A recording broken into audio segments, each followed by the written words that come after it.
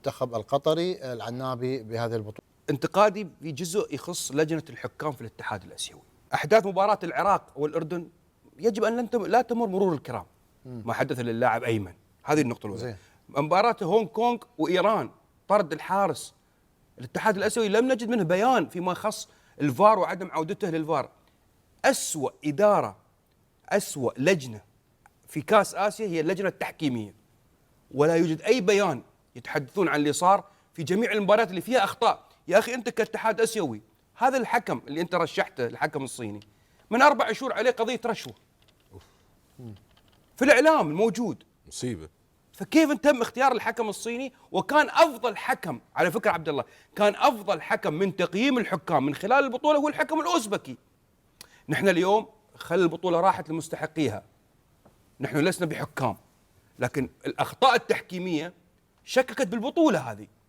فيجب اليوم اللي سائل عن الأخطاء التحكيمية لا يوجه الانتقاد للجنة المنظمة، ولا يوجه انتقاد لقطر، يوجه انتقاد للاتحاد الآسيوي ورئيس الاتحاد الآسيوي واللجنة الخاصة بالحكام.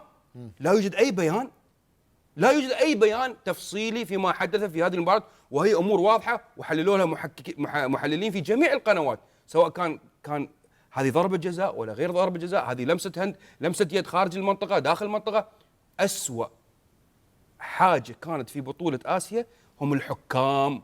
أضعف حلقة الحلقة الضعيفة كانت في البطولة، لكن هذا ليس تقليلا في منتخب قطر الذي استحق البطولة على أرضه وأمام جماهيره، ونبارك لهم هالكلام. الاتحاد الآسيوي، رئيس الاتحاد الآسيوي هو الملام الأول فيما يخص الحكام، ونتمنى أن يكون في بيان. العراق تأثر،